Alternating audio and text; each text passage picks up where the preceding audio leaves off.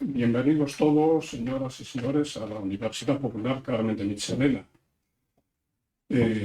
Como veis, esta tarde tenemos una conversación.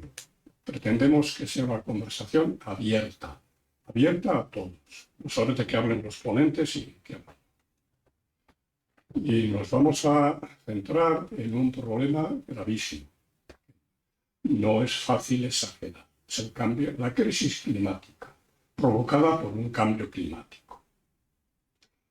Nos van a conducir esta sesión, esta mesa redonda, don Jerónimo López, que es doctor en geología y es profesor emérito de la Autónoma de Madrid. Jerónimo ha realizado numerosas investigaciones sobre cambios climáticos, los glaciares y las regiones polares. Ha participado en más de 30 expediciones a la Antártida, al Ártico y en las principales cordilleras de la Tierra. Entre otras responsabilidades, ha sido presidente del Comité Científico Internacional para la Investigación en la Antártida y copresidente del Comité del Consejo Internacional para la Ciencia y la Organización Meteorológica Mundial, que organizó el último Año Polar Internacional. Después, y no menos importante, es José Miguel Viñas, físico de la atmósfera, con amplia experiencia como meteorólogo. Luego, cualquier consulta sobre tiempo, el clima, bajo de Miguel. Y colabora en Meteorred, que es una web, y es consultor de la Organización Meteorológica Mundial, consultor de la OMM.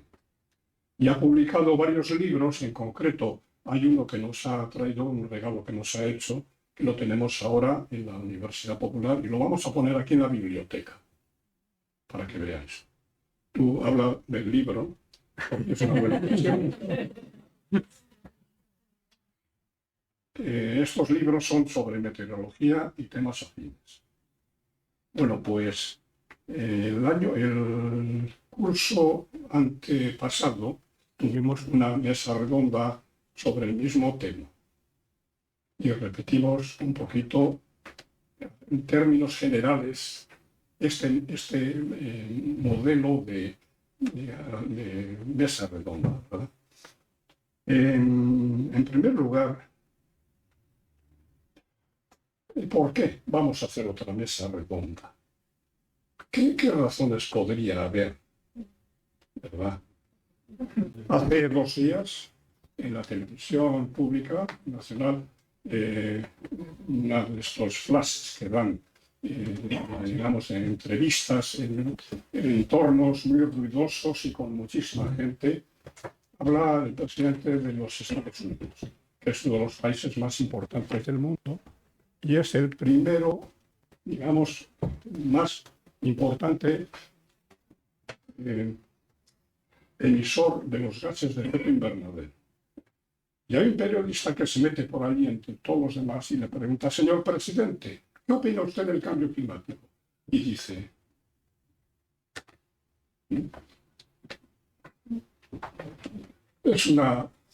lo vamos a ver ahora. Funciona, ¿no? Dale al último de abajo a la estrella. Eso.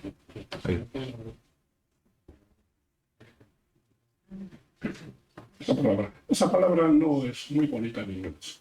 Significa fundamentalmente, es una maquinación, es un contubernio. Y se marcha, no dice nada más. Y bueno, en el tiempo coincide con esta cadena que tenemos interminable aparentemente de las borrascas que no sé cómo calificar, que han traído a este país. Gracias a Dios no hay fallecidos, pero sí hay unas pérdidas económicas tremendas. Cuando haya que hacer las cuentas nos vamos a enterar. Esa es una de las razones para que volvamos a hablar de la crisis climática.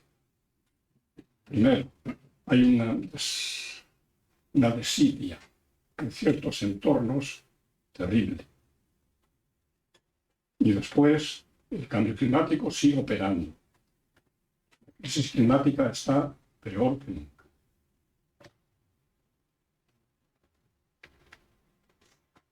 Bien, yo os voy a hablar 5 minutillos nada más acerca de algo que tiene, digamos, en mi modo de ver, una gran importancia.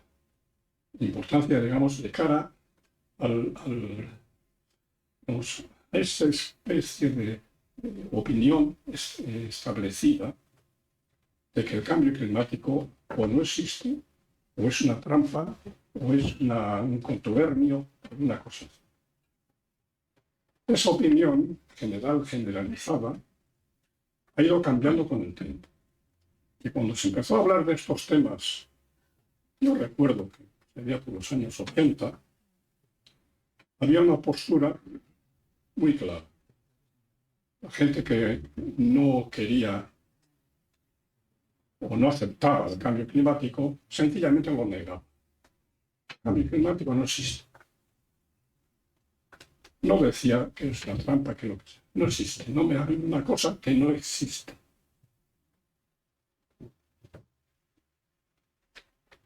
¿De acuerdo? Ahí veis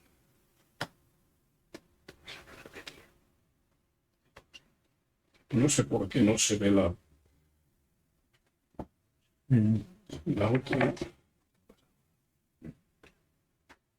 Pero bueno, no te preocupes, que con esto es más que suficiente. ¿Veis? En la parte de la derecha de la pantalla hay un gráfico. Ahí se ve la evolución de la temperatura global. No, hombre, gráficos. Sí.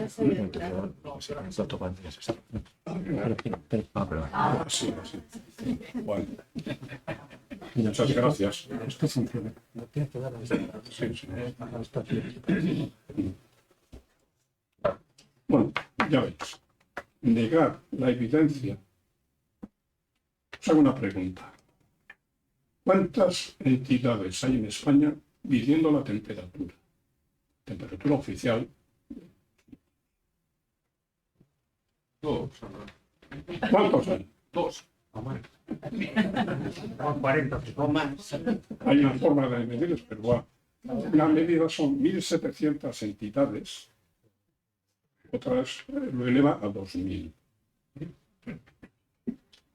Eso es en España. En Francia podéis calcular unos cuantos más, en Italia lo mismo, en Alemania no os digo, en Estados Unidos también. Hay muchísimas, miles de estaciones midiendo la temperatura durante años y años y años y años. Y todo esto se plasma en curvas de este tipo. Luego, negar que hay un aumento de temperatura global tiene lo suyo. Pero bueno, esa época de los años 80, las cosas eran así.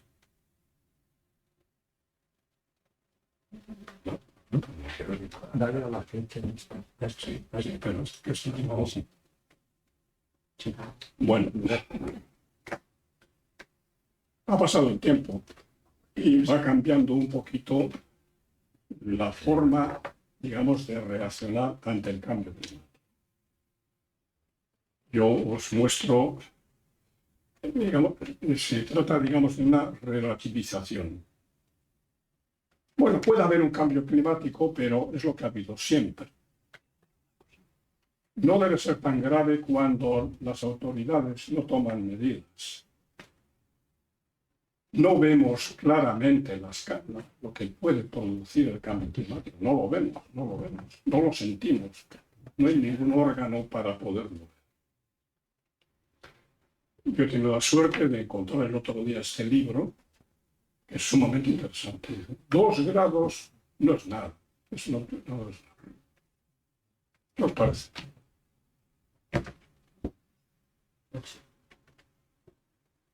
Bien. No quiero entrar aquí. Me vais a perdonar. Quizá alguien hay, digamos, la gente, en cierto momento empieza, cuando se les presiona con los gráficos y los datos, dice, no, pero es que el cambio climático ha habido siempre. Están viendo, si observáis aquí, gráficos de hace 12.000 años. Y claro, en 12.000 años ha habido muchísimas variaciones. Es que se apaga el ordenador por la conexión. Espera, Ahora. ya estoy. Bueno, pues claro. Estamos comparando cosas que no tienen punto de comparación. Fijaros en este gráfico de aquí abajo. Que el aumento de temperatura, y aquí hay un año en el 2016, ahora estamos en el 25, pero desde hace unos 100 años la temperatura global ha crecido de una forma brutal. Cosa que no ha hecho en los últimos 1000 años, perdón, 2000 años. ¿Veis la escala de abajo? En los últimos 1000 años la temperatura ha ido oscilando de forma aleatoria, pero en los últimos 100 años se ha producido una explosión. ¿Veis? La recta esta oscura que hay aquí. Esta es una característica muy importante de la crisis del cambio climático. Se está produciendo delante de nuestras narices.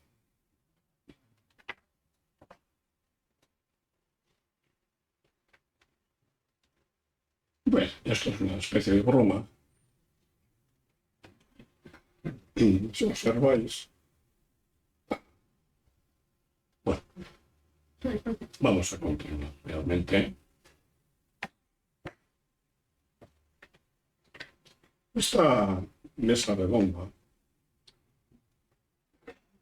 digamos, la consideramos dentro de un esfuerzo que tenemos que hacer todos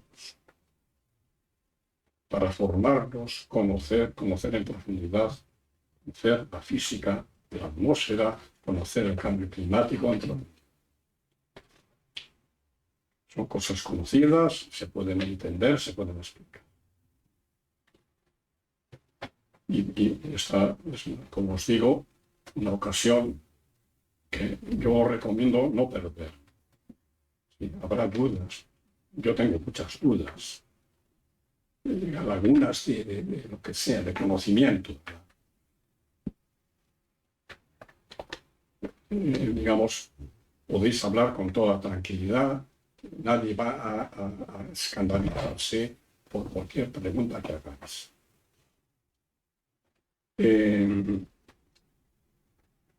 ¿Por qué tenemos que darle este énfasis al cambio climático? Hay otro libro sumamente interesante. No cito el autor porque es prácticamente ilegible. Me vais a permitir que yo no hablo polaco, ¿verdad? ¿Por qué? Porque tenemos que ser buenos antecesores, buenos ancestros. Y no hay una razón racional. Muchas personas, los sucesores, que se las arreglen. Cuando llegue el momento, yo me moriré. Y mis sucesores se las tendrán que arreglar.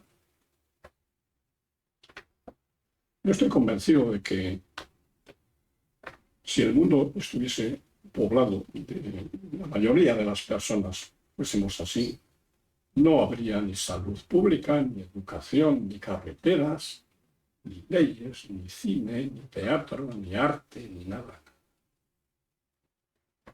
Estoy refiriendo a la ética. Hacer las cosas porque los seres humanos tenemos que hacerlas. No se le busca un beneficio económico o un beneficio de tipo político. Tenemos que ser buenos ancestros, buenos antecesores. Aunque hay un libro con ese título, realmente quien inventó esta frase fue Jonas Salk. No sé si lo podéis leer. que es uno de los científicos que desarrolló la vacuna contra la polio. ¿Os imagináis los millones de niños que hay en el mundo que se salvaron por la vacuna? Pero yo, que soy mucho mayor, conozco la época en la que la epidemia estaba en ebullición. Y yo era uno de los candidatos a haber tenido polio. No es que sea una maravilla mi físico, ¿verdad? Pero tener en cuenta que este hombre no cobró ni un céntimo. Este hombre no patentó la patente. No patentó, digamos, la vacuna. Como un gesto, digamos, qué sé yo, de rebeldía. Hasta aquí podíamos haber llegado, ¿verdad? Me imagino que lo dijo en su casa a su señora. Pues sí, hombre, después de 25 años de trabajo y tal, voy a cobrar yo. Son cosas que es como el agua y el vino. Desarrollar una vacuna para la poliomielitis y cobre no caben en cabeza humana. Bueno, pues ya estamos terminando, ¿eh?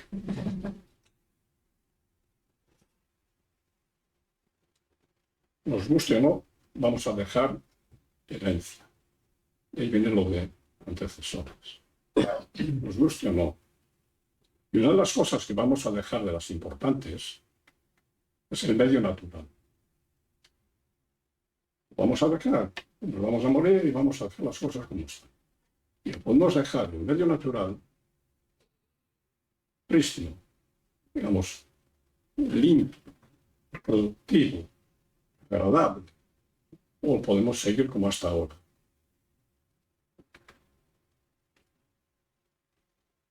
Bueno, pues otra pincelada negativa. Esto se refiere al 21 de noviembre del 25. Ha habido una reunión en Brasil con el objetivo casi único de conseguir un acuerdo mundial para reducir los combustibles fósiles. Se ha desarrollado tecnología para eliminar los combustibles fósiles. Bueno, pues hemos vuelto atrás. No se han llegado a ningún acuerdo.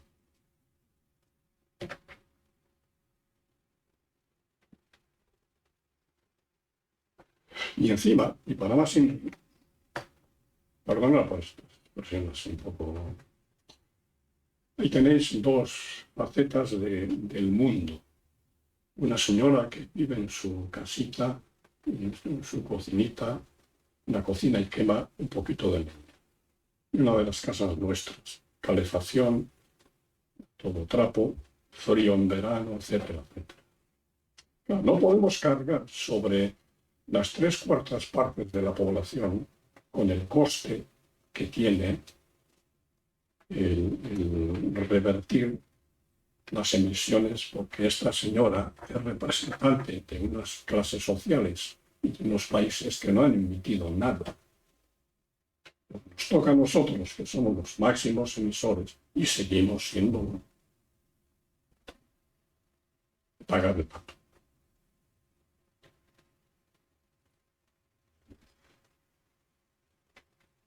Y bueno, pues nada más. Muchísimas gracias por vuestra asistencia, sobre todo vuestra asistencia, vuestra paciencia. Y ahora vuelvo a repetir que el motivo es una ocasión muy interesante. Es aprovechar y tener dos expertos, dos científicos que están en la punta de lanza de la lucha contra el cambio climático, que conocen del clima, conocen del tiempo, conocen de todo lo que se nos pueda ocurrir. Dejar pasar la ocasión de darse, pedir la palabra y preguntar. Y muchísimas gracias a vosotros, porque vuelvo a repetir, no hay medalla en el mundo para pensarlo, ¿verdad? Tampoco es tan. Pues en primer lugar, Muchas gracias a la Universidad Carmen de Michelena por invitarnos otra vez más, la segunda ya, que estuvimos el año pasado más o menos por estas fechas, creo que fue a finales de enero.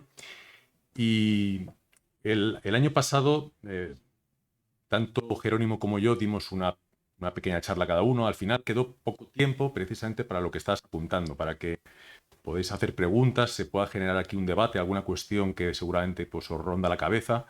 Entonces vamos a intentar no extendernos mucho, aunque queremos contar unas cuantas cosas, tanto Jerónimo como yo ahora, y ya rápidamente daros paso para que con esas cosas que hemos contado, cualquier cosa que queréis preguntar, pues iniciar esa segunda parte del evento, del acto, con más interacción, ¿vale?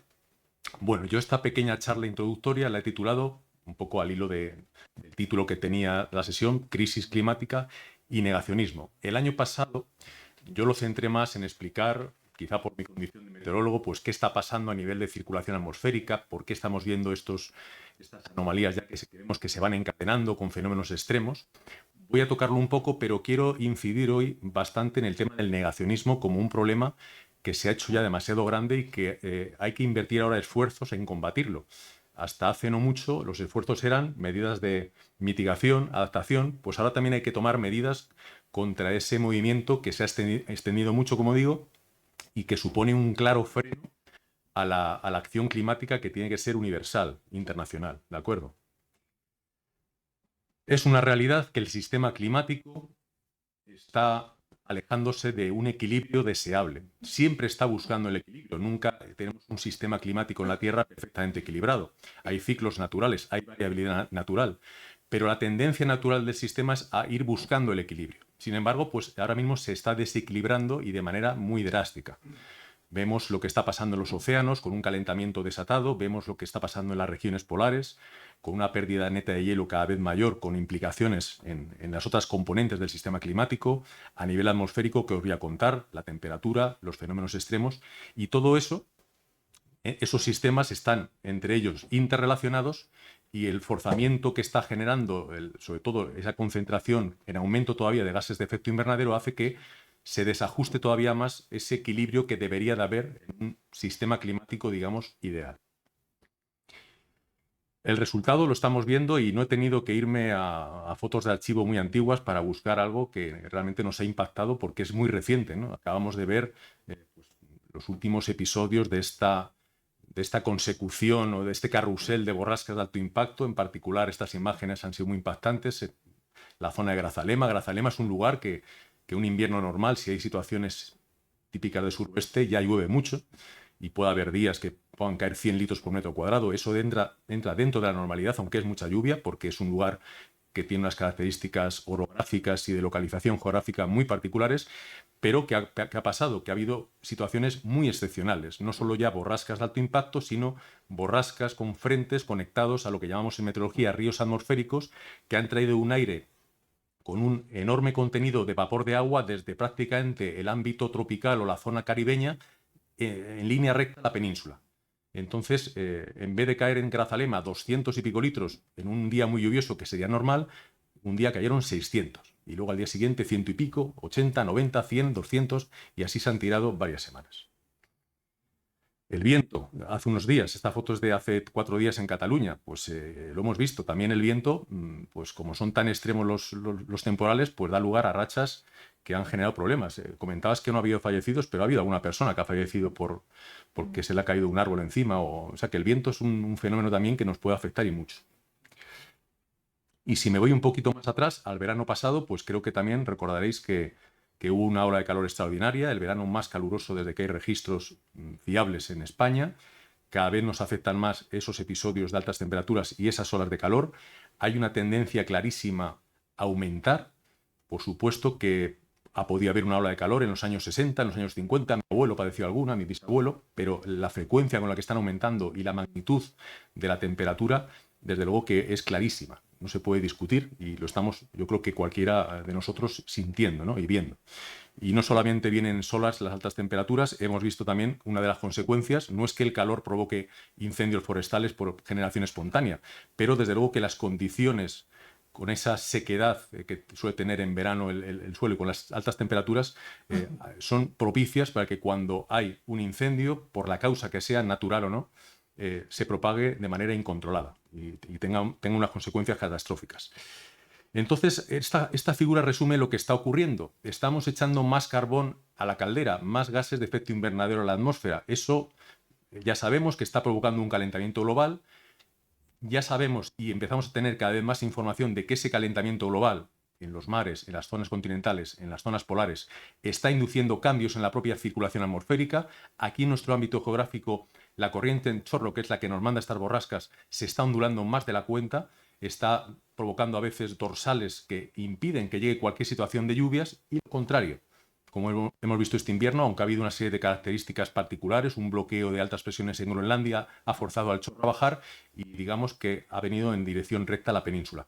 No es una situación normal en invierno, podríamos habernos visto afectados por alguna borrasca de alto impacto, eso es lo normal, pero no una sucesión de ellas por esa configuración que se ha dado. Pero lo que está claro es que la circulación atmosférica está alterada y esas alteraciones se manifiestan cada vez con mayor frecuencia y además dan lugar a fenómenos cada vez más extremos. Esa sería un poco la síntesis de lo que está pasando. Olas de calor, sequías o periodos extraordinariamente húmedos, como esta secuencia húmeda que acabamos de tener en España en este invierno. Hace no muchos años no se hablaba casi del calentamiento de los océanos. A veces en verano había zonas que se veía que se subía mucho la temperatura, pero es que ahora la temperatura del agua oceánica superficial está en gran parte de las cuencas oceánicas de la Tierra con anomalías en ocasiones de hasta 5 y 6 grados y se mantiene así semanas o meses. Esto lo que está haciendo es recargar de mucho aire húmedo toda la parte baja de la atmósfera y por eso muchas situaciones que deberían de dar lugar, pues sí, a lluvias o a nevadas o a chubascos tormentosos, pues ocurren esos fenómenos, pero la cantidad de precipitación o la intensidad del viento que generan es mucho mayor precisamente por toda la energía y el vapor de agua que les entra al deslizarse el aire sobre una superficie oceánica o marítima a estas temperaturas tan anómalas. Los ríos atmosféricos que os comentaba, esto ha sido el día a día de estas últimas semanas con esos ríos que, como veis, conectan esa zona que os he dicho del Golfo de México, de la zona del Caribe, con la península, a veces con Galicia, a veces con el suroeste, el norte de África. Tampoco me olvido de Marruecos, que ha sufrido unas inundaciones catastróficas terribles. Por supuesto, nuestros vecinos portugueses. Cuando uno ve la televisión o ve las redes sociales, pues sí, hemos visto lo de Grazalema, hemos visto en Extremadura que el Duero está también al límite, pero ojo con lo que ha pasado en Portugal. De hecho, no nos llega mucha información, nos llegan flashes, pero realmente es de una magnitud terrible. Allí sí que ha habido bastantes fallecidos y allí los daños son terroríficos. Los datos. No quiero marearos porque quiero ir al grano, al tema del negacionismo. Pues bueno, pues estas gráficas ya nos estamos acostumbrando a que es normal ver que el último año ya es una barra que se nos va por encima del 1,5 grados incluso. El año pasado a escala global no se superó el 1,5 grados, pero hemos estado cerca, pero el 2024 se fue a 1,66 y bueno, pues las predicciones apuntan a que vamos a ir al 1,5 grados en muy poco plazo de tiempo. Estaríamos ahora más o menos en torno a 1,3, aunque ya ha habido años como estos últimos que se ha superado el 1,5 grados.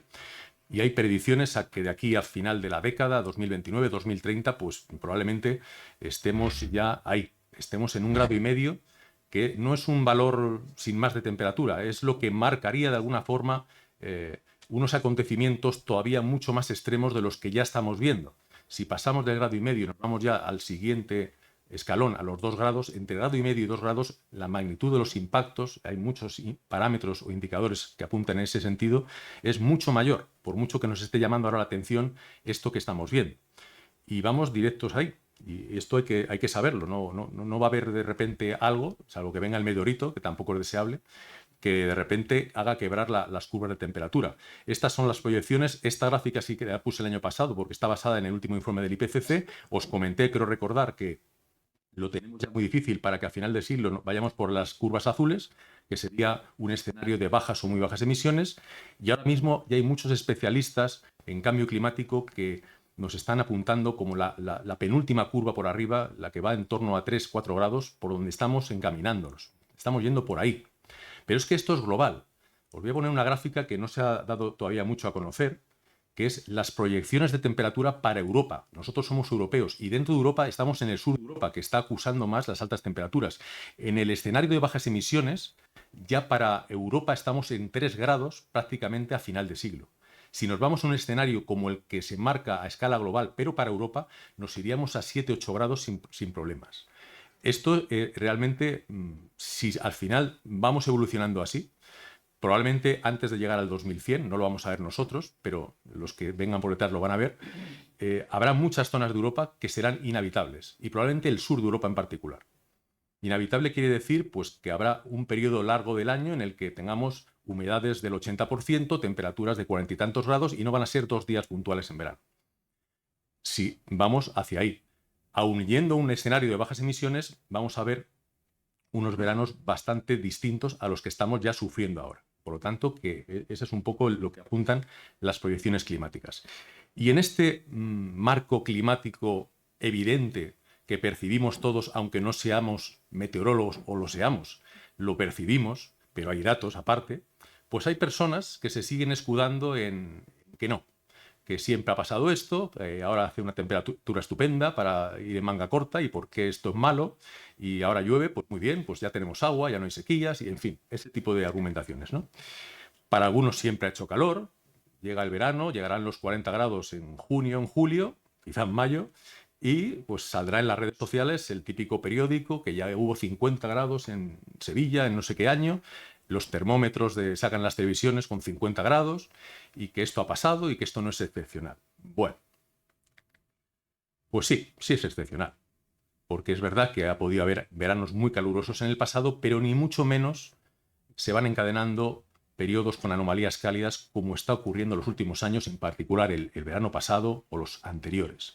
Se ve claramente al comparar los años 80, los 90 con los 2010 o 2020. Muchísimos indicadores hay.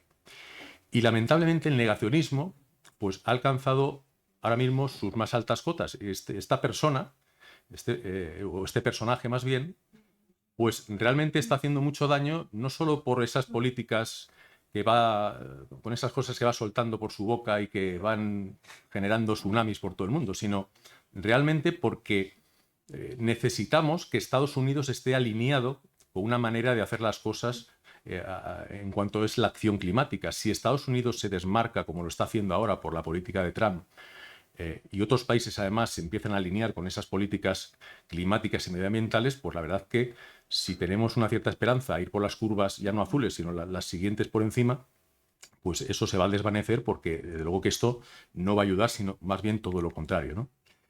Claro, hay que reflexionar, y esto es lo que quiero que hagamos esta tarde aquí, entre todos. ¿Por qué hemos llegado a este punto?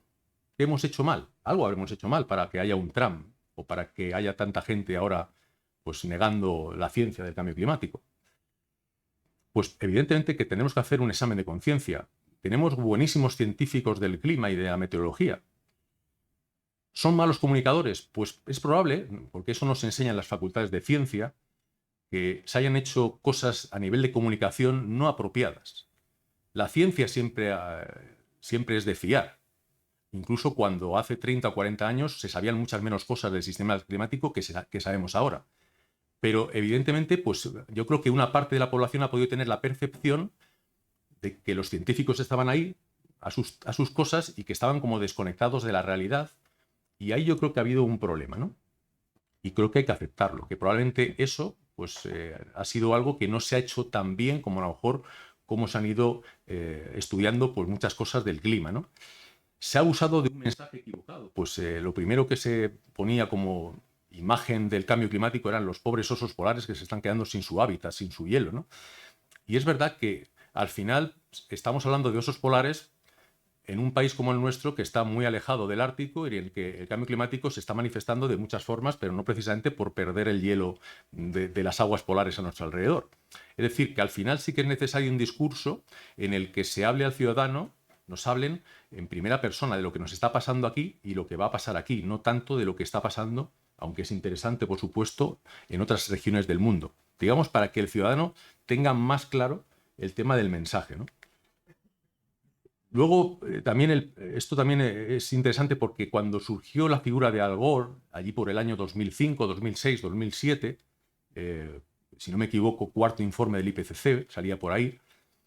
Él, evidentemente que respaldado por la ciencia del cambio climático, pues fue agresivo en sus intervenciones, la película, el documental, las conferencias, un tono muy catastrofista, llevado al extremo. Eso enarboló, por así decirlo, al negacionismo que ya existía en ese momento, y de ahí ya hemos ido evolucionando hacia la polarización actual, que ya se extiende mucho más del ámbito climático, ¿no? Hay una polarización pues, a nivel política y a nivel mundial, ¿no? El negacionismo ha evolucionado, ¿no? Lo comentabas tú al principio, pues al principio se niega el negacionismo, se cuestionan los datos, no se está midiendo bien, las ciudades han crecido, ya, pero no, eso ya es cosa del pasado, no se puede negar que hay cambio climático. Luego, pues se negaba la componente antropogénica, es decir, que vale, pues está subiendo la temperatura, es evidente, vale, pero no estamos nosotros detrás de esa subida. Pero esto la ciencia también hace ya bastante, lo ha podido demostrar. Los negacionistas siguen usando una batería de argumentos, pues no, porque es el sol, no porque son los volcanes los que en un momento dado pueden enfriar mucho más que... En fin, ese tipo de cosas que son muy fáciles de desmontar a nivel científico, pero en redes sociales y por ahí pues arrastran a muchas personas. Dan credibilidad a algo que no es científico. Y ese es un problema. Y luego pues estamos ahora en un punto en el que se llega a aceptar que hay cambio climático, se llega a aceptar que es antropogénico, pero se justifica la inacción porque se viene a decir, o algunas personas quieren que se diga, que ya da igual lo que hagamos y que además amenaza nuestro modus operandi o nuestro modus de vida, que es un sistema claramente capitalista basado en un crecimiento infinito, si se puede, ¿no? De manera que la polarización ha surgido ya entre dos grandes buques, lo que sería el capitalismo atroz contra un ecologismo radical incluso. Las empresas que viven en un sistema económico basado pues, en el capitalismo, como digo, pues buscan sus estratagemas en forma de lo que ya se llama un greenwashing, un lavado de cara ecológico verde para hacernos creer que están realmente pues, haciendo los deberes, que no están emitiendo mucho CO2 y tal, pero bueno, cuando uno pues, lo analiza a fondo, pues ve que es un lavado de cara, que en realidad las grandes empresas, las grandes multinacionales, sistemas ahora que hay de inteligencia artificial, empresas de Internet grandes, pues todo esto tiene una huella de carbono muy importante, ¿no? Y luego el ecologismo, pues lógicamente hay un fenómeno de acción-reacción, ha reaccionado a esa agresividad, ese negacionismo, y hay un activismo climático que también pues hay cosas que hay gente que está muy de acuerdo con ello, pero hay acciones que llevan a cabo, como lanzar simbólicamente botes de pintura en museos emblemáticos del mundo, que puede tener un efecto rebote negativo y que incluso pues, pueda generar rechazo a personas que pueden estar en el fondo de acuerdo con esa acción, pero no en las formas, ¿no? Entonces, esto es delicado. A mí no me gusta que entren al Louvre y suelten delante de la Mona Lisa, otro cuadro famoso, pues salsa de remolacha, aunque no manche el cuadro. Eso es agresivo, de alguna manera. Y aunque se hace porque se quiere llamar la atención, pero yo creo que habría que dar una vuelta a cómo se plantea esa oposición, por así decirlo, a ese tsunami del negacionismo. Esta es una pregunta que nos hacemos muchas veces los que estamos a este lado. O sea, cuando yo tengo un negacionista delante, ¿le tengo que rebatir con argumentos científicos? ¿O mi discurso tiene que ser de otra manera? ¿O tengo que evitar esa confrontación? Y tenemos que reflexionar sobre esto. Además, es muy fácil negar una cosa sin más y tener que demostrarla que es falsa, cuesta bastante esfuerzo. Yo creo que Jerónimo me podrá dar la razón.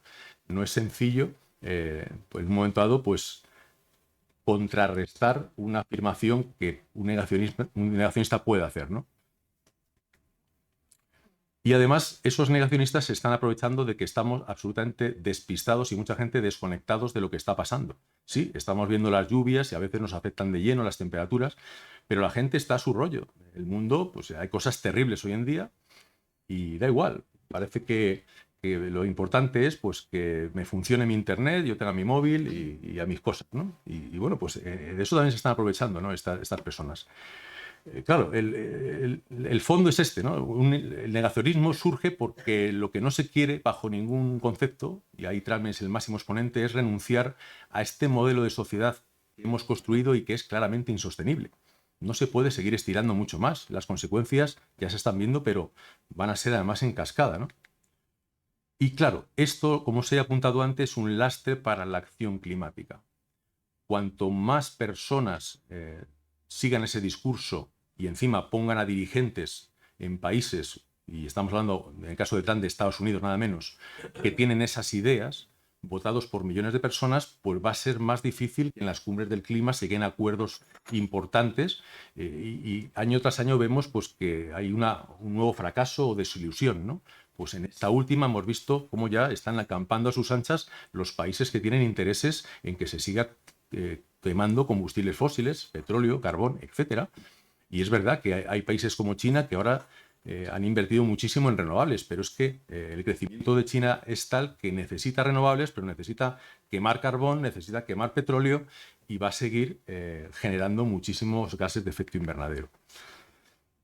Hay únicamente una vacuna que es doble para combatir el cambio climático. Lo que os he dicho, reducir drásticamente las emisiones, porque eso es lo que ha puesto en marcha ese forzamiento, todos esos desequilibrios en el sistema climático que están dando lugar a este comportamiento tan extremo que estamos viendo, y ese combate al negacionismo, pararle los pies. Si no lo conseguimos hacer, pues entramos en el reino de la irracionalidad, y si actuamos frente al cambio climático de manera irracional, pues realmente las consecuencias, todos nos lo podemos imaginar, no van a ser buenas, ¿no?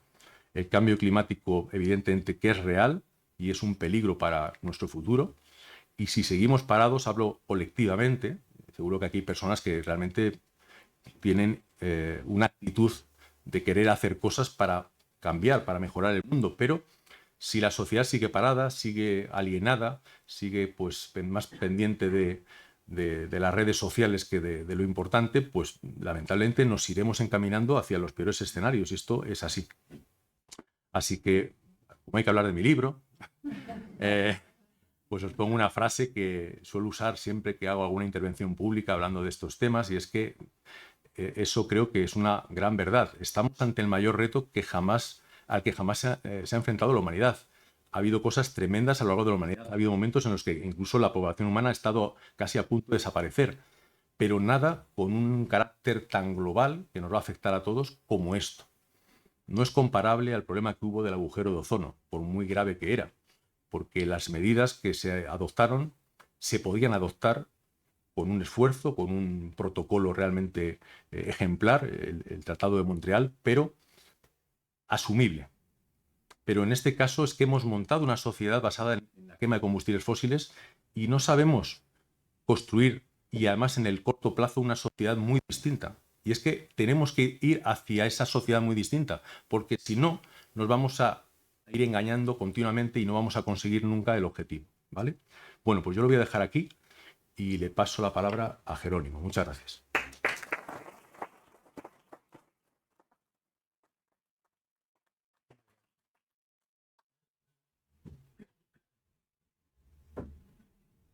Está lo mío.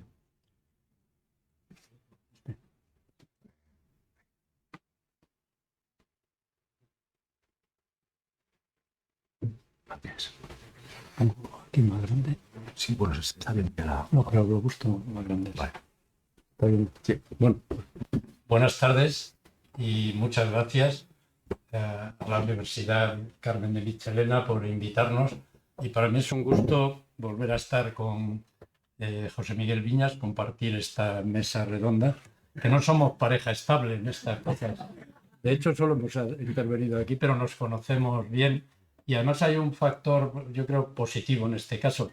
José Miguel es físico de la atmósfera y de meteorología, es su orientación principal. Yo soy geólogo, y los geólogos miramos en gran medida al pasado, a reconstruir qué ha pasado en la Tierra, a contextualizar todo esto que hemos hablado en cómo ha sido otras veces, en qué medida somos responsables o esto ha pasado en otras ocasiones.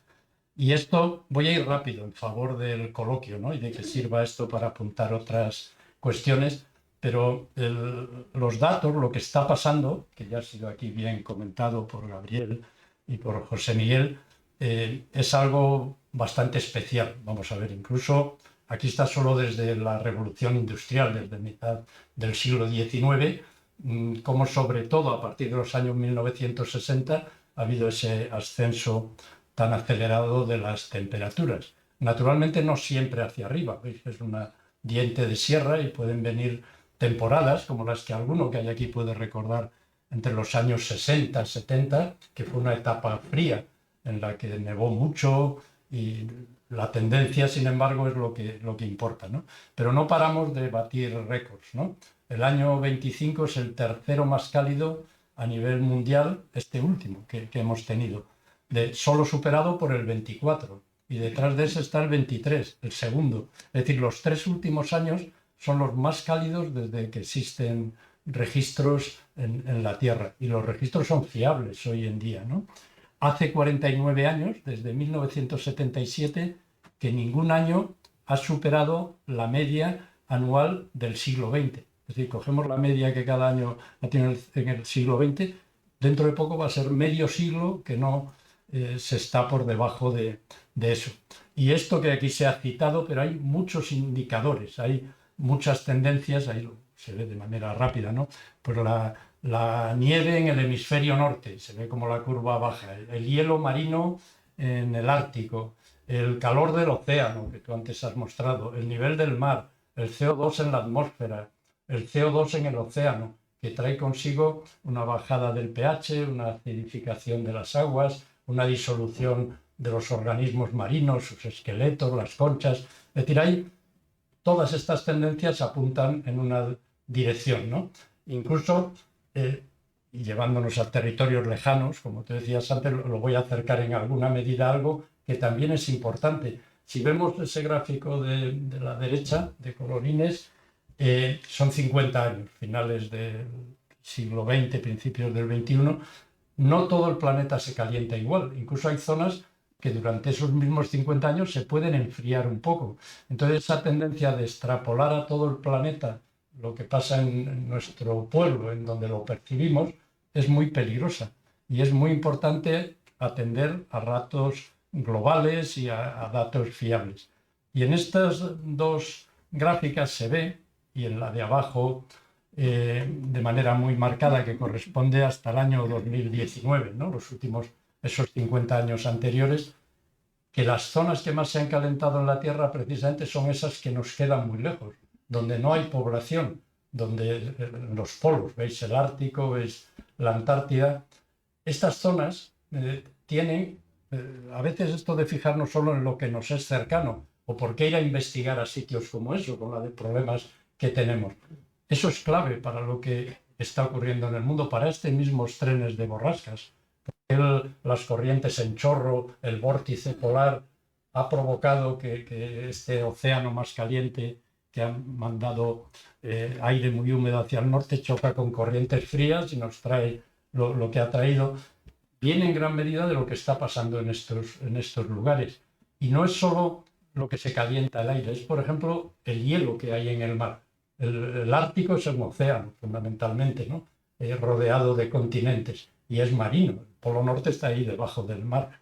Y todo ese mar helado, la radiación que le llega, se refleja, el albedo, ¿no? Lo que es la reflexión de la radiación solar, si está helado. Si no está helado, se absorbe, se calientan las aguas, afecta a las corrientes marinas. En la Antártida se hielan millones de kilómetros cuadrados, un área mayor que el propio continente antártico, cada invierno alrededor. Y en el verano austral se reduce muchísimo. Y eso está cambiando, y mucho. Esta gráfica ha cambiado en los últimos años considerablemente. La gráfica azul es el Ártico, el Polo Norte, ¿no? Y su alrededor. Es la pérdida de hielo marino en el mínimo del año, es decir, en el otoño. En el mes de septiembre, en el hemisferio norte, después del verano, es cuando hay menos hielo en el mar, en el Ártico. Y la curva azul, como se ve, lleva una tendencia desde el año 1979, porque es desde cuando estas cosas se saben bien, porque es cuando empezó a haber satélites con órbita polar que nos dicen no solo qué extensión tiene el hielo, qué grosor, si es plurianual, si es de un solo año. Todo esto no son ocurrencias, son datos fiables. Y el hielo del Ártico viene desde el año 79 bajando considerablemente. Pero en la Antártida, paradójicamente, pasaba lo contrario. Iba subiendo ligeramente, la gráfica roja, ¿no? hasta el año 2014, 2013-14, empezó a haber un cambio y en el año 16 hubo un calentamiento extremo y en los años 20, ahora mismo la Antártida está perdiendo hielo marino en gran medida y las aguas se están calentando y esto es de enorme importancia. Se está llegando a... esto va en la línea de esto que decían las dos preguntas, ¿qué está pasando y qué nos espera, ¿no? El año 22 fue el año con menos extensión de hielo marino, se bajó en la Antártida, en el final del verano austral, que es el mes de febrero. En la Antártida el momento que finaliza el verano es febrero. Se bajó de 2 millones de kilómetros cuadrados por primera vez. Esto también indica que no siempre hay que ir a menos. Los años siguientes hubo un poquito más bueno, no, el siguiente se superó eso, pero este año pasado ha habido casi 2 millones de kilómetros cuadrados. Pero es el febrero del año 22, la temperatura fue 2 grados más cálida que todos los febreros que se habían medido en la historia. Y el año 2020 se llegaron a medir 18,3 grados centígrados en el verano en la Antártida, que es una temperatura pues, muy impropia de aquellos lugares. En el Ártico, en Groenlandia, tanto la pérdida de hielo como la temperatura están creciendo de manera acelerada. Cada año hay ya varios miles de lagos de ese estilo encima del hielo a cotas de 2.000 metros sobre el nivel del mar, incluso 3.000 que tiene el casquete de Groenlandia, que dan redes por las que circula el agua, que el agua se infiltra por cavidades, ¿no?, dentro del hielo, lubrica el fondo de los glaciares y va esto haciendo perder hielo. Eso pasa en los polos, pero en las montañas, que tiene menos importancia global, ¿no?, para el planeta, para el nivel del mar, pero la tiene mucha para los ecosistemas locales, para la gran cantidad de población que vive al pie de las cordilleras, en los Andes, ¿no?, digamos en el Himalaya, ¿no?, el norte de la India.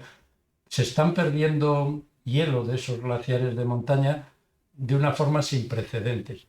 La pérdida que ha habido en la última década supera a la de cualquier periodo similar desde que hay datos. Por eso el año 25 la ONU declaró el año internacional de preservación de los glaciares. Claro, los glaciares, si son más pequeños, estos de los polos tienen una inercia muy grande, les cuesta mucho retroceder, ¿no? Pero los pequeños glaciares, que en el caso español son los Pirineos, son mucho más sensibles a calentamientos pequeños. En 1850, cuando empezaba esa gráfica que hemos visto al principio, había 52 aparatos glaciares en los Pirineos, que ocupaban algo más de 2.000 hectáreas. A principios de los años 2000 habían pasado a menos de la mitad, a 22 aparatos glaciares y 300 hectáreas más o menos. Y el año 2023, en un estudio muy detallado y reciente, quedan 15 glaciares y 143 hectáreas. Gente que más estudia este tema piensa que quizá en 20 años no quedará nada de hielo en los Pirineos. Claro, el que se pierda hielo contribuye a que aumente la altura del mar, que es un tema de enorme trascendencia. Y el mar no sube solo de nivel porque se funda hielo en los polos, sobre todo, que es donde está la gran mayoría.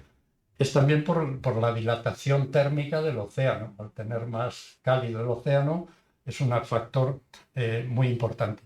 Y el nivel del mar desde el año 1993, es decir, en 32 años, ha subido 10 centímetros. Que parece poco, 10 centímetros, pero en costas de muy poca pendiente supone un avance considerable y tiene mucha más trascendencia de lo que se piensa, porque el que suba el mar no afecta solo a que la línea de costa avanza hacia el interior, afecta a todos los ríos que desembocan en el mar, porque es el nivel de base de los ríos. Si sube el mar, el río tiende a desbordarse a lo largo de toda su trayectoria. En cambio, si baja, pues erosiona, excava, pero si sube, deposita, se desborda, tiene unos efectos a lo largo de todas las cuencas hacia el interior. Y un hielo que no se ve y un tema de gran trascendencia, de lo que podemos hablar luego, ahora lo presento aquí rápido, es lo que se llama el permafrost, que es los suelos, el hielo que hay en el terreno, en el suelo, por debajo de la superficie.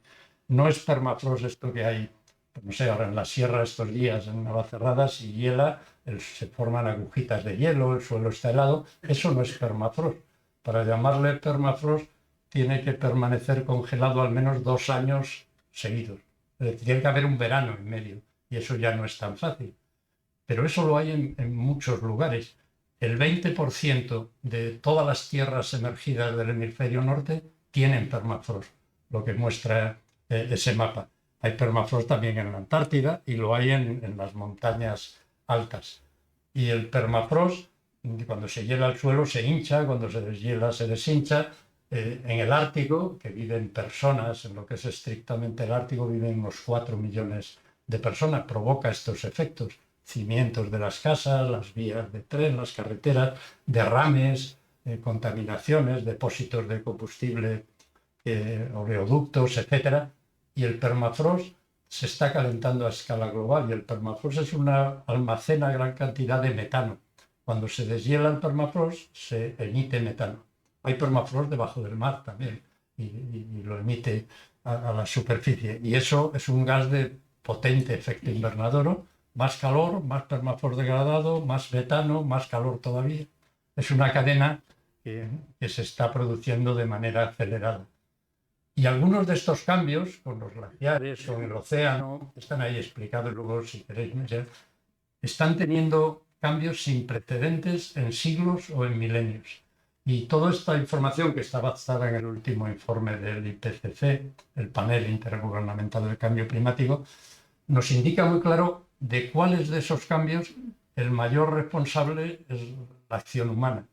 En otros es un contribuyente la acción humana, pero los que tienen la flecha en rojo, es decir, por ejemplo, esa temperatura de los océanos, la subida del nivel, lo que están las flechas en rojo es que el principal agente, no único, porque es verdad que el sol tiene un efecto y hay otras causas naturales, hay emisiones naturales de metano, pero sí que es el mayor responsable la acción humana.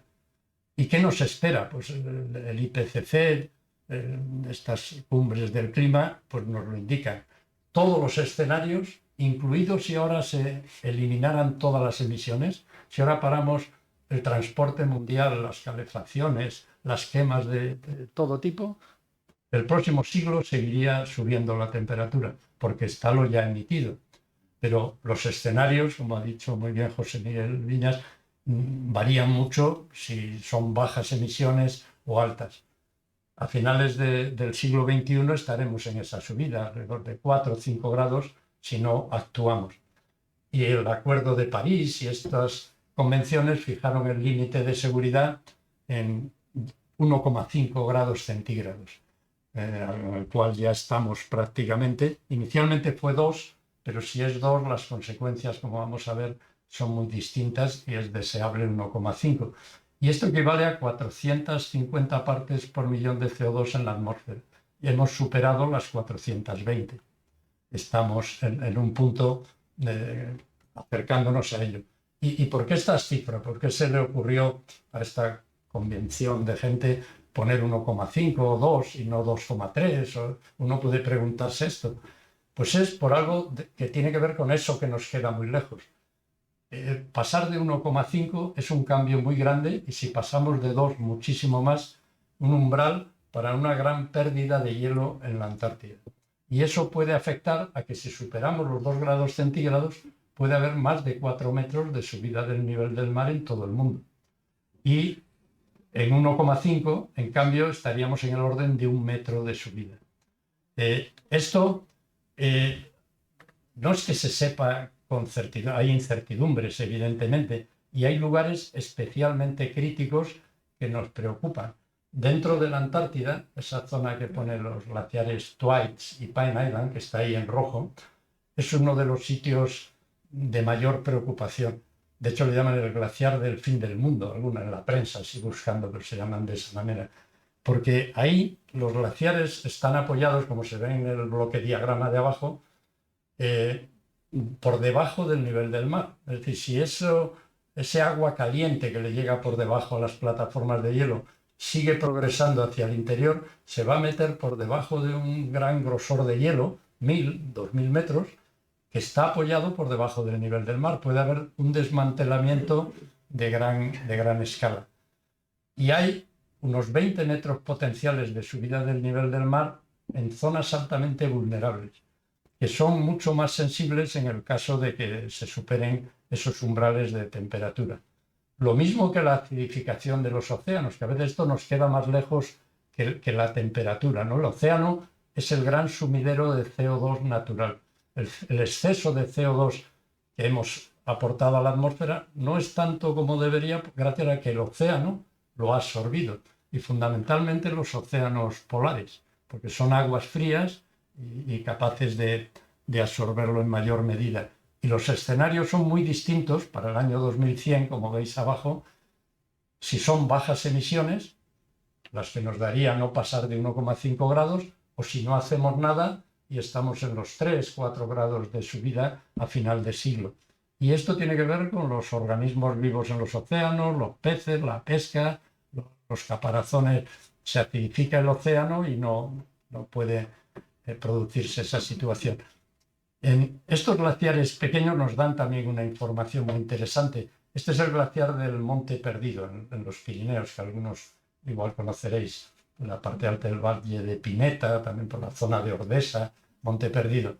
Pues en un trabajo en el que yo participé también, del año 21, queríamos ver si este glaciar, que como veis a la derecha en el año 1919, hace un siglo antes que la otra foto, tenía aquel aspecto, grandes barreras de Seracs, un grosor de hielo. El año 19 estaba reducido a eso que se ve ahí y ahora todavía menos que eso. Pues queríamos ver si ese glaciar, en una gráfica que tú también has puesto antes ahí, todavía conservaba hielo de la pequeña edad del hielo, que hubo del siglo XVI al XIX, hubo una etapa fría que aportó más hielo a este glaciar, creció entonces, lo que refleja la foto de la derecha, y si había llegado a desaparecer en el óptimo climático medieval, una época cálida que hubo en la Edad Media. Incluso si había desaparecido en la también cálida época romana, por eso el Imperio Romano se desarrolló tanto. Y el resultado de este trabajo fue que a ese glaciar ya no le queda nada de la pequeña edad del hielo y que no desapareció en el óptimo climático medieval y que existió durante la época romana y que va a desaparecer en 20 años. Es una situación anómala.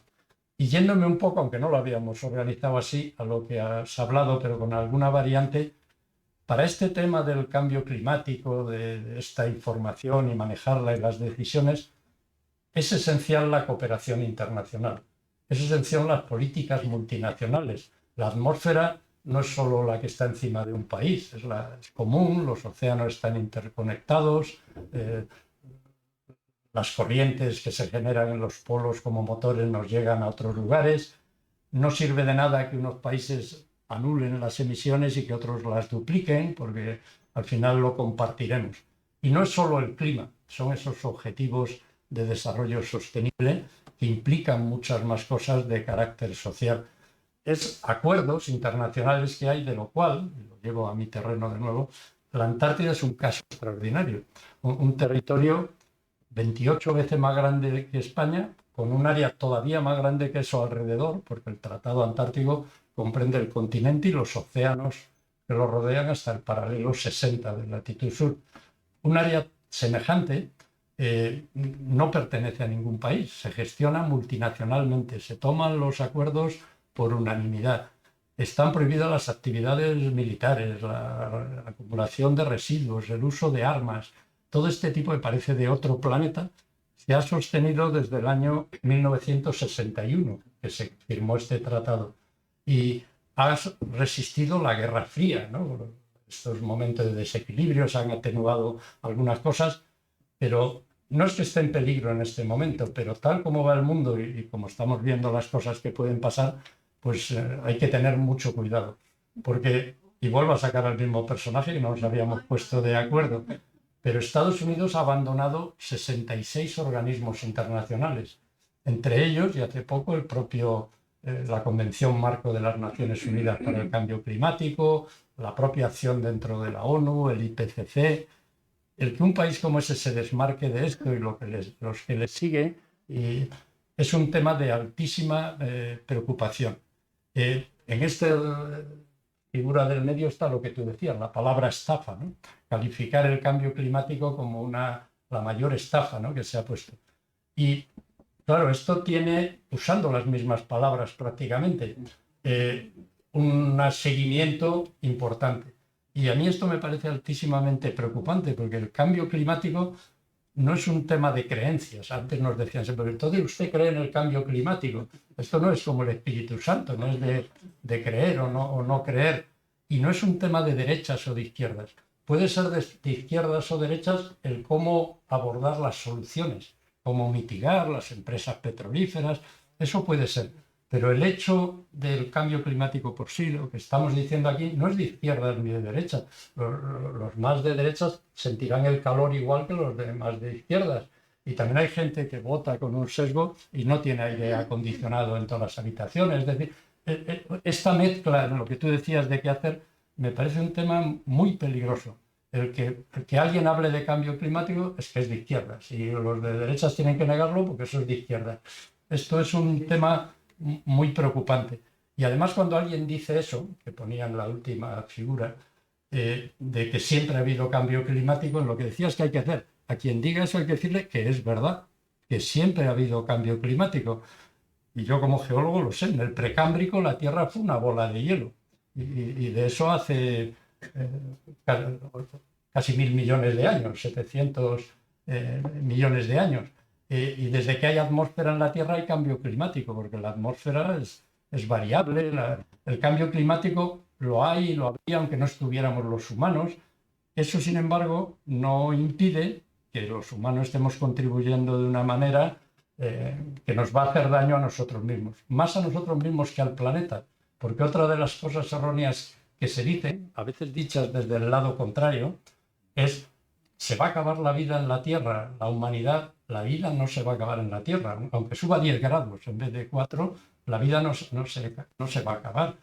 Cambiará, unas especies se extinguirán, otras surgirán, como ha pasado siempre, y en menor medida que cuando fue una bola de hielo o cuando el mar estuvo 150 metros más alto que ahora en el Cretácico. Por eso hay calizas ahí en Torrelaguna y en Soto del Real y demás.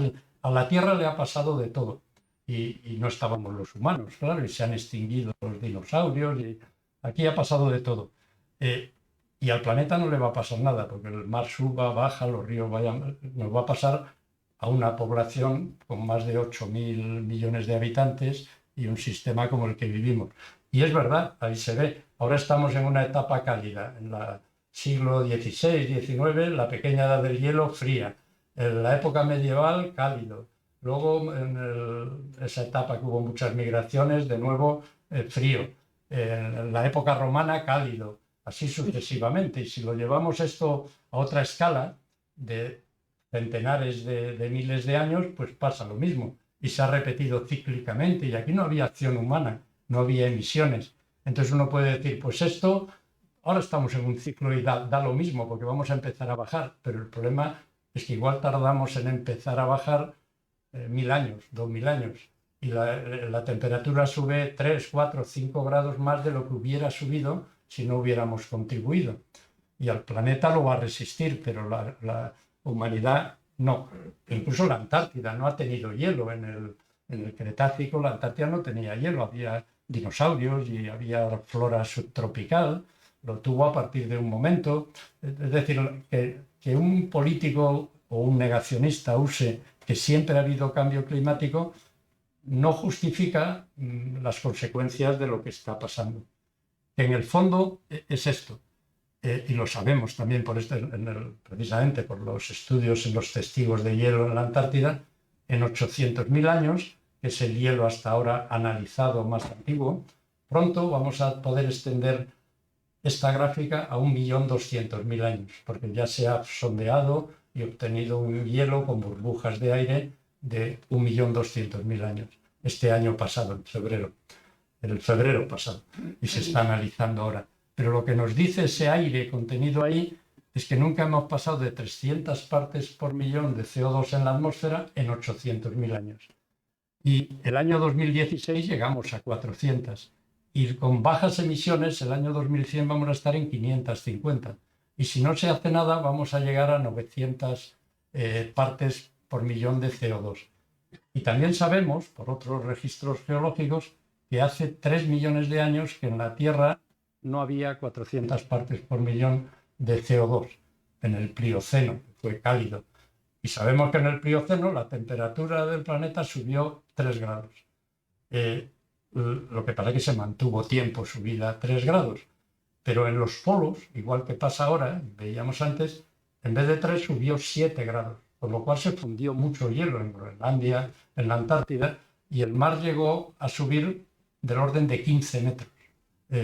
La subida del nivel del mar en ese periodo con esos valores de CO2. Por eso hay que ser conscientes de esos datos y es urgente la mitigación, la adaptación y ser conscientes de esta realidad, que somos 8.000, el camino de 8.500 millones de habitantes. Algo que yo siempre señalo, si veis esta gráfica, el año 1800, que no hace tanto, 220 años, en la Tierra había 1.000 millones de habitantes. Y ahora, 200 años después, se ha multiplicado por 8,5 eso, aparte del sistema de vida, las emisiones, las quemas.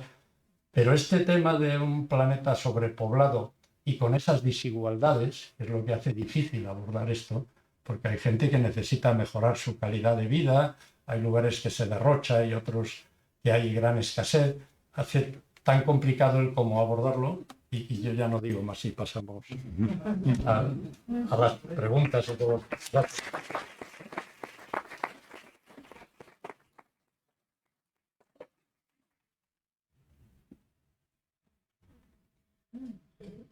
Manuel, tenemos... No tenemos para...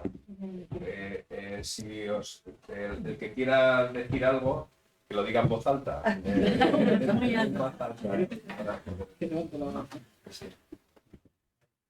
Estamos en shock.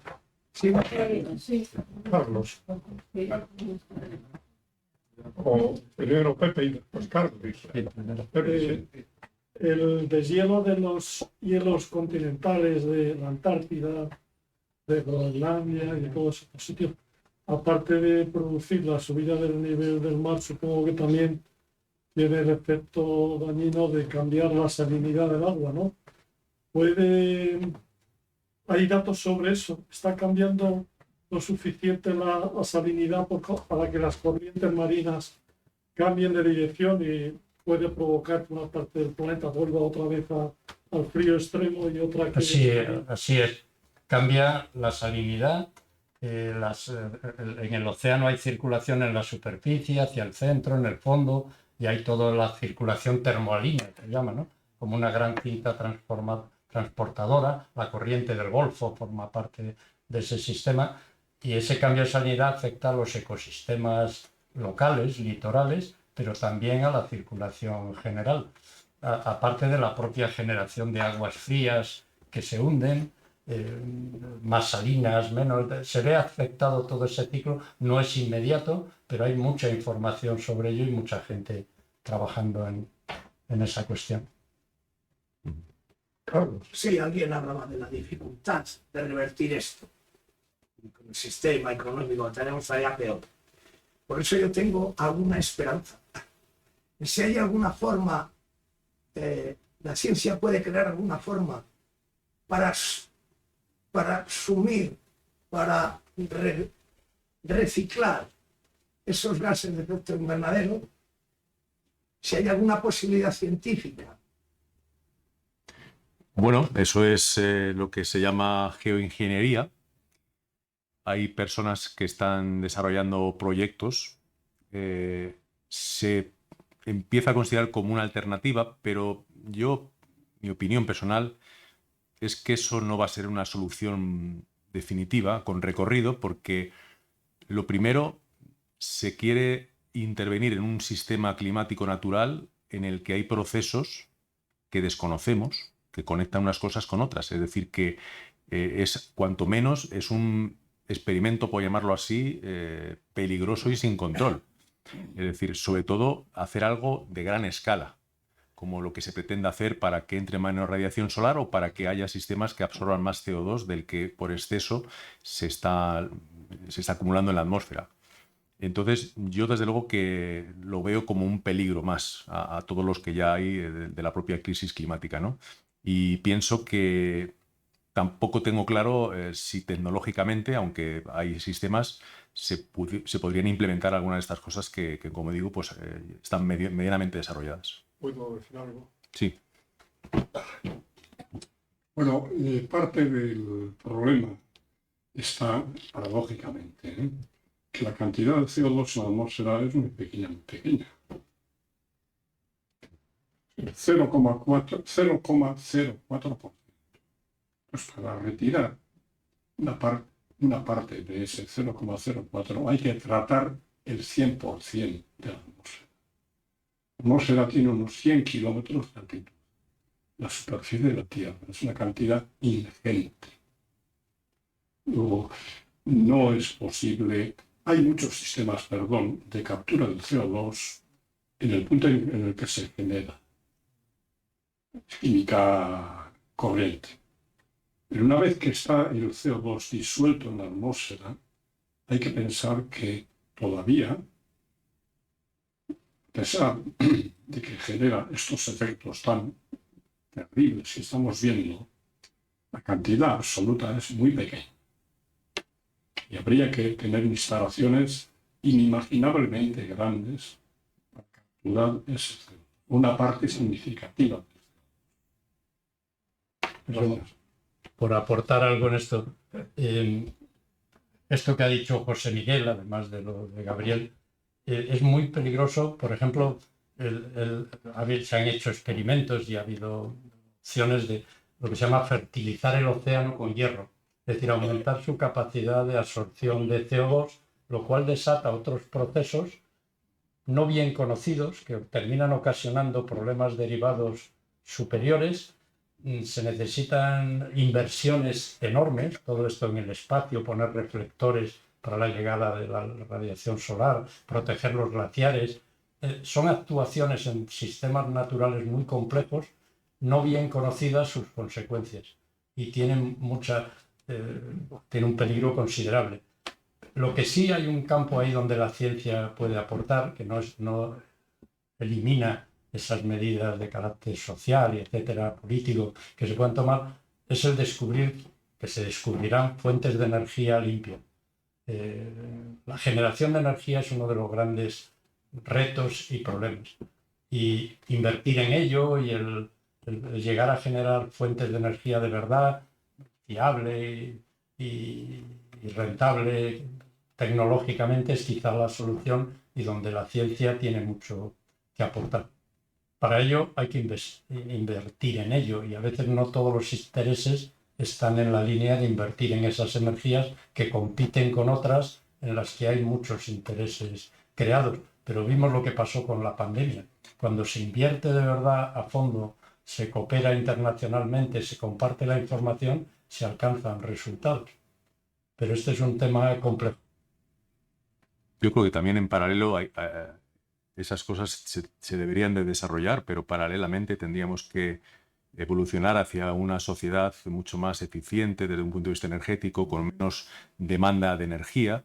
Cuando uno analiza el gasto que hacemos de energía en general, pues hay mucha energía que se pierde.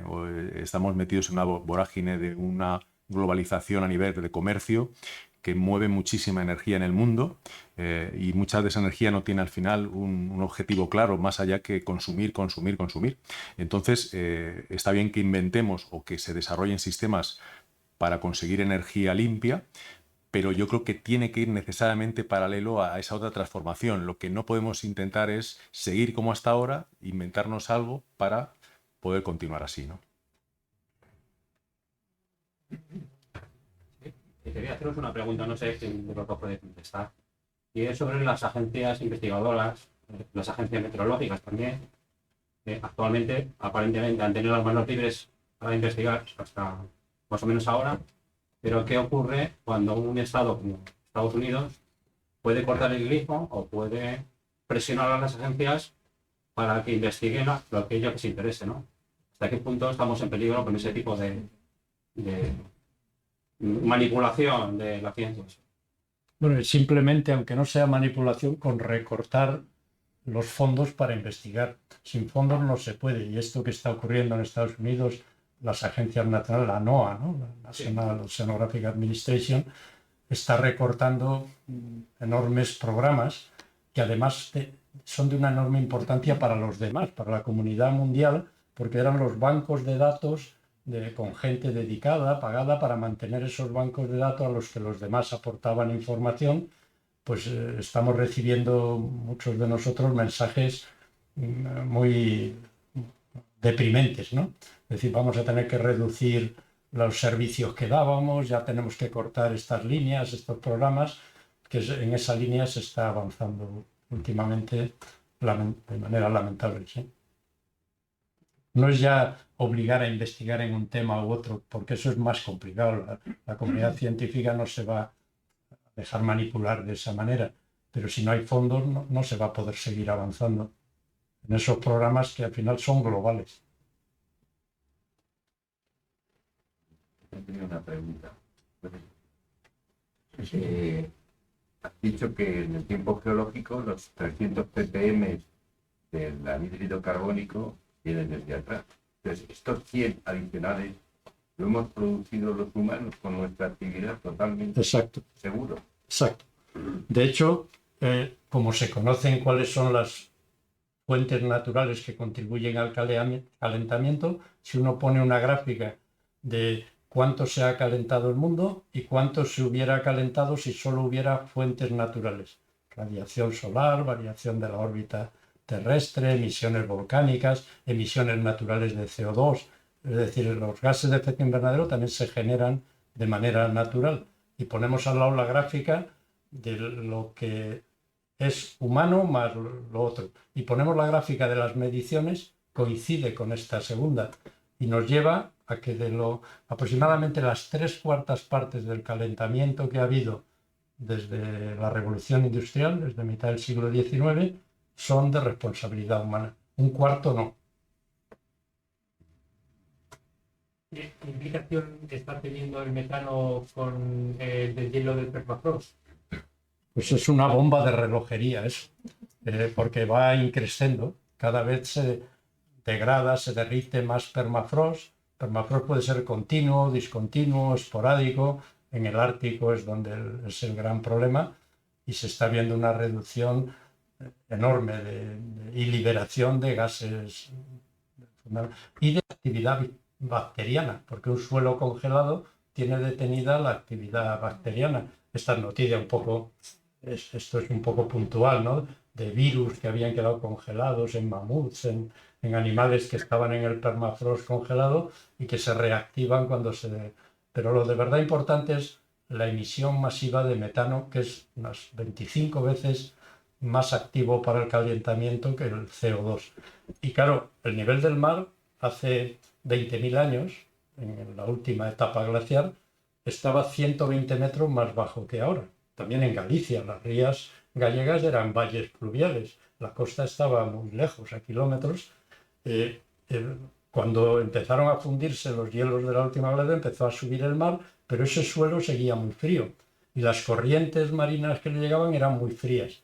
Ahora se están llegando corrientes más cálidas y ese permafrost se va degradando y va soltando el metano que tenía atrapado. Por eso estos últimos años en el Ártico muchos buques han reportado ver el océano como hirviendo, ¿no? Como burbujeando por la liberación de metano desde las plataformas continentales, ahora sumergidas, que en el pasado estaban heladas. Hay permafrost muy antiguo, hay permafrost de varios centenares de miles de años, que ha resistido las etapas interglaciares anteriores. Y ahí hay almacenada gran cantidad de gases, de actividades que están detenidas. Ahí en los fondos oceánicos ese metano está en forma de hidratos que normalmente tendrían que estar, como bien dice Jerónimo, congelados, ¿no? Con las condiciones que hay justo abajo de presión y de temperatura. Pero se están detectando ya en muchos lugares del lecho oceánico de las plataformas continentales zonas que hay liberación de metano precisamente con origen en los hidratos. Y eso, pues bueno, es un problema añadido, ¿no? Porque al final obliga a recalcular el forzamiento también por un gas que se está metiendo en la atmósfera y que no se estaba cuantificando hasta ahora. Por eso vemos todos, ¿no?, que los informes del IPCC, que son cada 7 años, se supera siempre las expectativas. En otra cosa son por este tipo de contribuciones, que son retroalimentadas por el propio calentamiento. Una pregunta. Yo sé que el metano tiene la fama de que es 28 veces más potente, contaminante o para el efecto invernadero que el CO2. Pero ahora, como a los combustibles fósiles siempre se les echa la mala, yo represento a los combustibles fósiles, me dedico toda la vida a eso, siempre se les echa al metano de estos que hacen los pozos, los gasoductos y todo eso.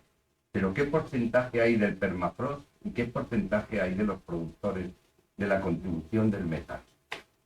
Que habrá un porcentaje, un 80, un 90, porque realmente es la naturaleza que por el deshielo está produciendo este efecto, que a lo mejor es mucho más grave que el CO2 que estamos hablando aquí. Esas son las cuestiones que se suelen cuantificar en estas gráficas que hace el IPCC de cuáles serían las emisiones naturales. Se meten esas emisiones de metano del permafrost que se funde, de los volcanes, que también pueden aportarlo, de zonas pantanosas que se degrada la materia orgánica. Todo eso lo meten en esas gráficas. Luego está la contribución humana, que no es solo de metano, es de gases de efecto invernadero en general, que se suelen dar englobadas como valor de CO2, ¿no? Pero el metano lo que tiene es que es mucho más potente, pero está en muy pequeña, mucha menor cantidad, ¿no?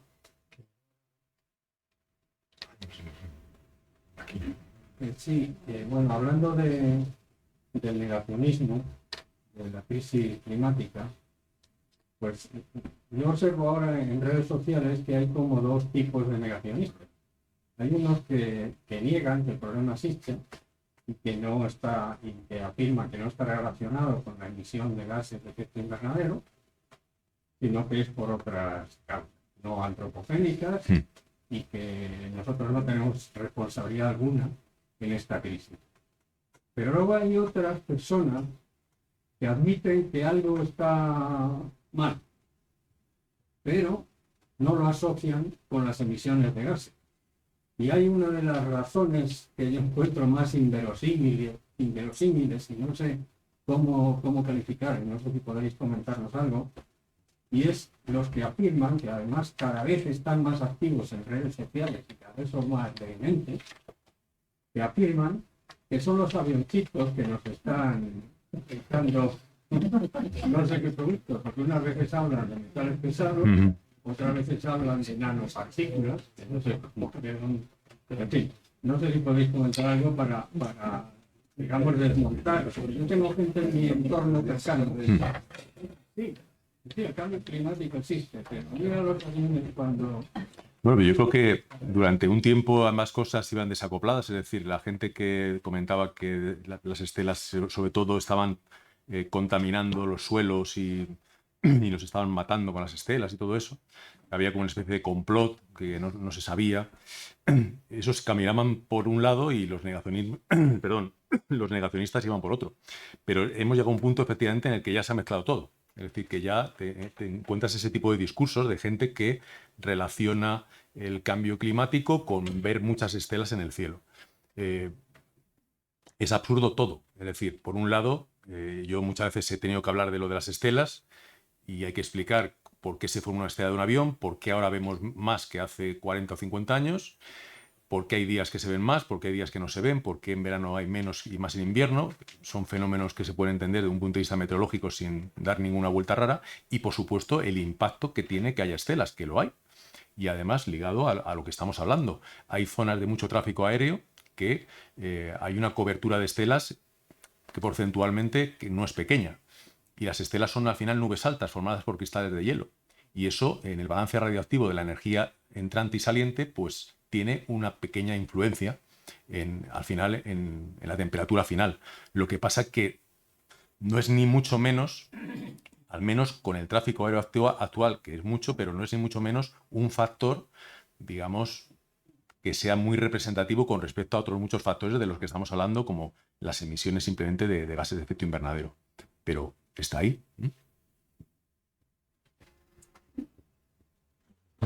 Vamos por las medidas drásticas que hay que tomar, teniendo en cuenta que el 90% de la población del mundo no está dispuesta a cambiar su forma de vida.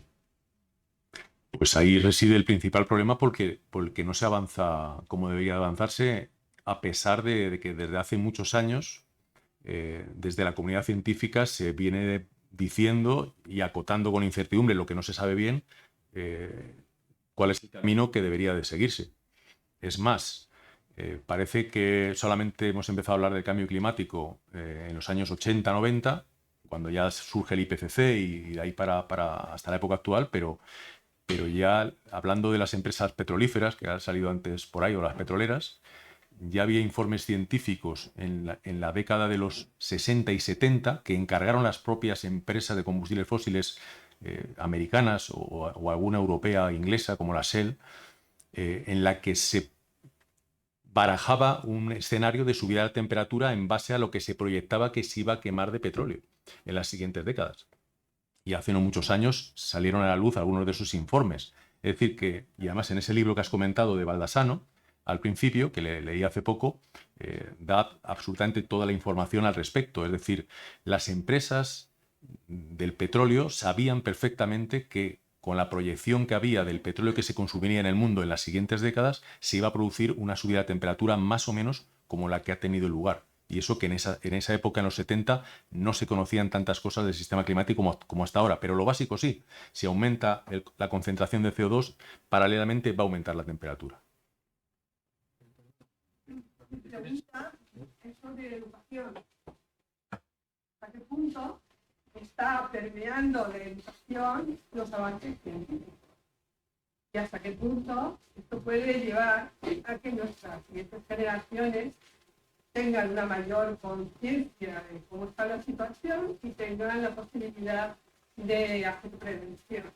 He conocido, he trabajado en cooperación al desarrollo, países pequeños y muy pequeños, que tienen unos planes de prevención de sus riesgos, ¿no? Que igual tienen volcanes, tienen tormentas, tienen de todo.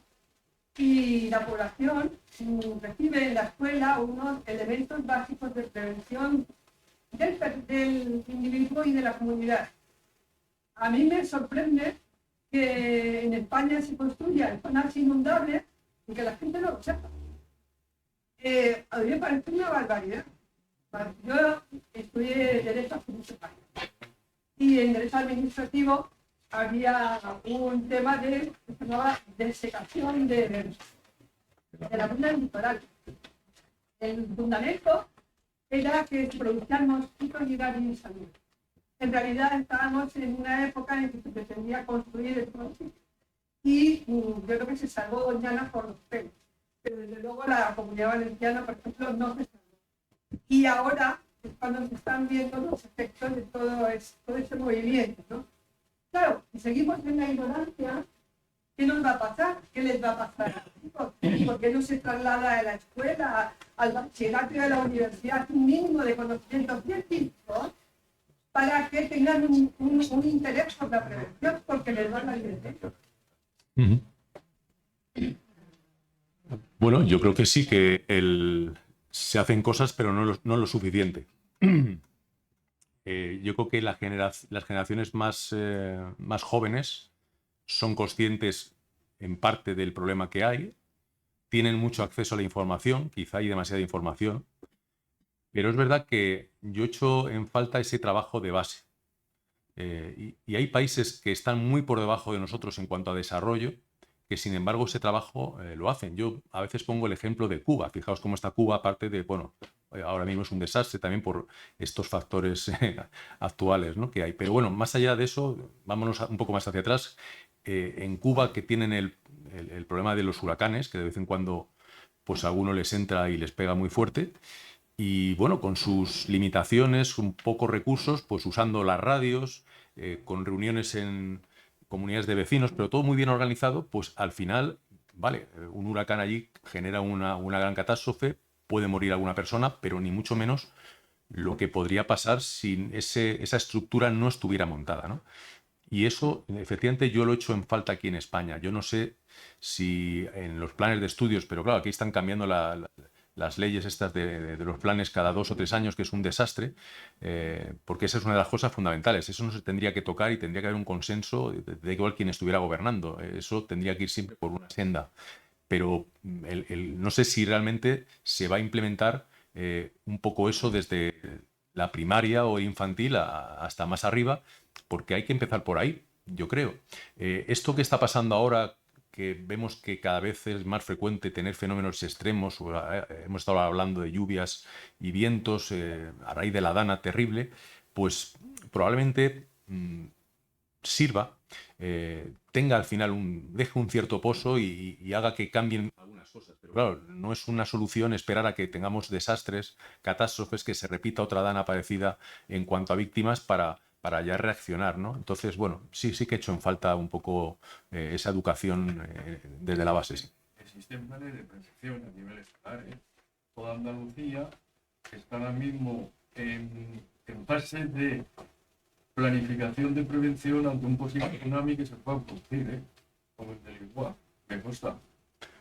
La cuestión es si ahora mismo surge la alarma, si realmente la gente sabe lo que tiene que hacer. Que es el punto al que tenemos que llegar. Que ahora mismo aquí empieza a vibrar esto, ¿sabemos todo lo que tenemos que hacer? Claro.